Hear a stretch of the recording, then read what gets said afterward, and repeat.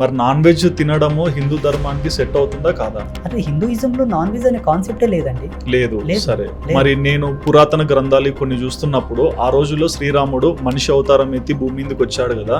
So ఆయన ఆ రోజుల్లో మాంసం తినేవాళ్ళు, వేటకు వెళ్ళే వాళ్ళని విన్నాము. మరి అది కరెక్టా రాంగా? రాముడు మాంసం తినలేదు, పంచభూతాల సాక్షిగా, సర్వదేవతల సాక్షిగా. ఋషులంతా అజ్ఞానులు కాదు. నీవు తప్పుండొచ్చు, నేను తప్పుండొచ్చు. గ్రంథాలు కూడా లుప్తమై ఉంటాయండి, మార్చి ఉంటారు.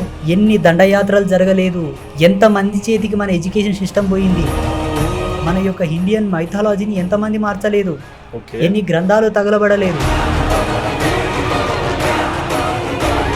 భగవంతుడు అవతారాన్ని దాల్చి లోక కళ్యాణం కొరకు వచ్చారు, జంతువులను పీక్కు తినడానికి రాలేదు. హింసను కనీసము కలలో కూడా ఊహించుకోలేని ఏకైక పురుషోత్తముడు రాముడు. అటువంటి దేవుళ్లను మాంసం తిన్నాడు అనడం ఎంతవరకు సబబు చెప్పండి?